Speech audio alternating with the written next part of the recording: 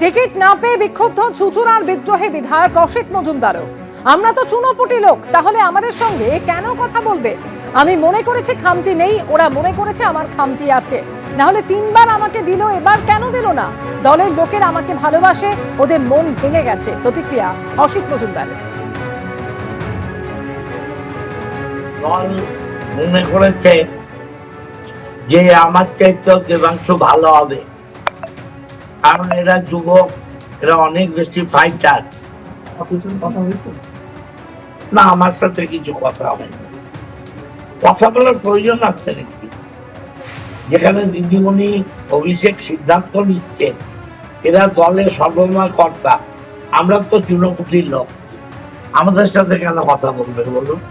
কোনো জায়গায় মনে হয়েছে যে আপনার খামতি ছিল এই বিধানসভা? নিশ্চয়ই খামতি আছে, খামতি না থাকলে আমাকে দেবে না কেন? আমি যেটা মনে করছি খামতি নেই, ওরা মনে করছে খামতি আছে।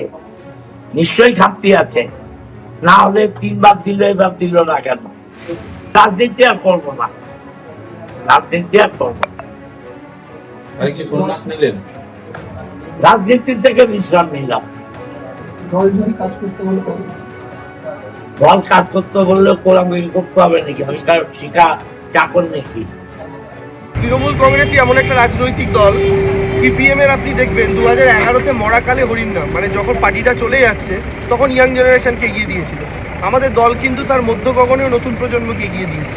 আমি 23 বছর বয়সে তৃণমূলের কনিষ্ঠতম মুখপাত্র হয়েছিলাম। 24 বছর বয়সে তৃণমূলের কনিষ্ঠতম রাজ্যের যুবর স্টেট কমিটি মেম্বার হয়েছিল অভিষেক বন্দ্যোপাধ্যায়, যার সভাপতি ছিলেন, সাধারণ সম্পাদক। কনিষ্ঠতম লোকসভার প্রার্থী হয়েছিলাম।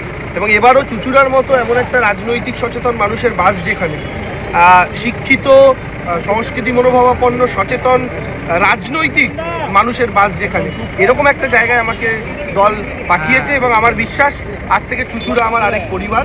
এবং আমি এইটুকু নিশ্চিতভাবে বলতে পারি, নতুন চুচুড়া করার শপথ, যেটা চুচুড়ার প্রত্যেকটা যুব সম্প্রদায় দেখে, চুচুড়ার প্রত্যেকটা মা, কাকিমা, দিদি, বোনেরা দেখে, সেটা আমরা আগামী দিনে করব। এবার ক্যানিং পূর্বের বদলে ভাঙড় থেকে প্রার্থী করা হলো শওকত মোল্লাকে। আর জানিয়ে বিক্ষোভ দেখাচ্ছেন তার অনুগামীরা। জীবনতলায় রাস্তায় টার্চ জ্বালিয়ে বিক্ষোভ দেখায় শওকত মোল্লার অনুগামীরা।